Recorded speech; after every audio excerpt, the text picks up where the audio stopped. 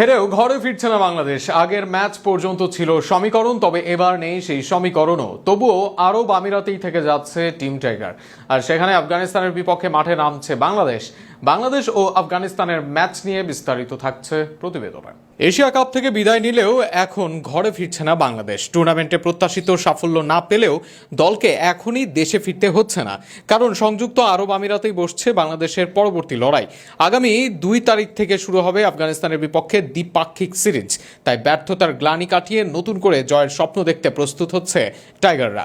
শারজাতে শুরু হবে 3 ম্যাচের টি-20 সিরিজ। স্বল্প ফরম্যাটে বাংলাদেশ নিজেদের ঝাঁঝালো খেলা উপহার দিতে চায়। সাম্প্রতিক সময়ে আফগানিস্তান টি-20 ক্রিকেটের শক্ত প্রতিপক্ষ হিসেবে প্রতিষ্ঠিত। তাদের স্পিন আক্রমণ সবসময় বাংলাদেশের জন্য বড় চ্যালেঞ্জ হয়ে দাঁড়িয়েছে। তবে এবার দল আত্মবিশ্বাসী, ব্যাটিং ও বোলিং দুই বিভাগে উন্নত পারফরমেন্স দেখাতে চায় তারা। সিরিজের প্রথম ম্যাচে জয় দিয়ে শুরু করাই এখন দলের প্রধান লক্ষ্য। টি-20 সিরিজ শেষে শুরু হবে ওয়ানডে সিরিজ, যেখানে 3টি ম্যাচ খেলবে দুই দল। এই ফরম্যাটে বাংলাদেশ তুলনামূলকভাবে বেশি আত্মবিশ্বাসী। ওয়ানডেতে অভিজ্ঞতা, ব্যাটিং লাইন আপের গভীরতা এবং বোলিংয়ের ধার বাংলাদেশের পক্ষে কাজ করতে পারে।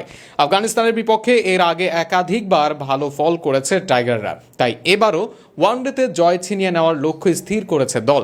পুরো সিরিজ শেষ হবে আগামী 13 তারিখে, অর্থাৎ প্রায় 2 সপ্তাহ সংযুক্ত আরব আমিরাতেই অবস্থান করবে বাংলাদেশ দল।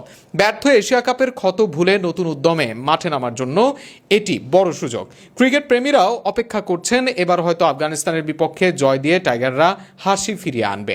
মোট কথা, এশিয়া কাপে ব্যর্থ হলেও লড়াই থামছে না, বরং সামনে নতুন চ্যালেঞ্জ, নতুন মঞ্চ। জয়ী হয়ে দেশকে আনন্দ দেওয়ার প্রত্যয়ে আবারও মাঠে নামতে চলেছে বাংলাদেশ।